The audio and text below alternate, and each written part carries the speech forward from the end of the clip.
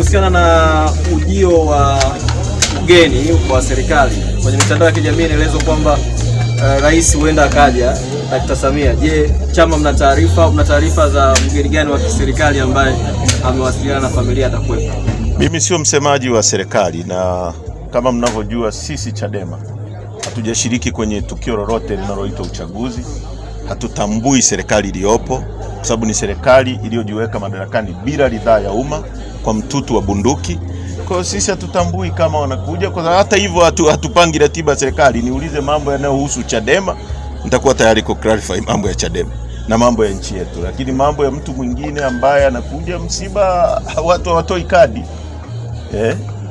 Niseme hivi, msiba unapotokea watu wote huwa wanashiriki kwa kweli.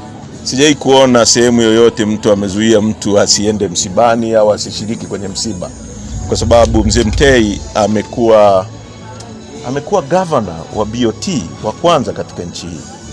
Amekuwa waziri wa fedha, amefanya kazi IMF, amefanya kazi East Africa Community. So, sisi we are proud kwamba muasisi wa chama chetu ni msomi mkubwa na mtu mwenye track record safi.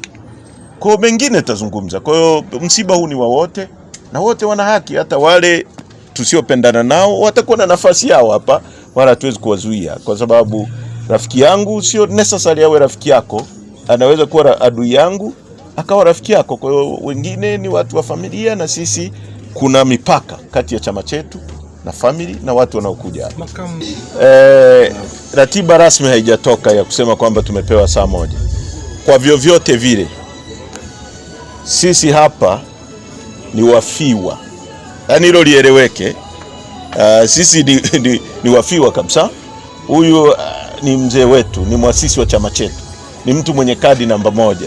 Kwa hiyo chochote kitakachofanyika hapa kitafanyika kwa masikilizano kati yetu na familia. Sisi ni sehemu ya hii familia, ni sehemu. Huyu mzee ukimuuliza maisha yake kabisa tangu astaafu serikali ni Chadema.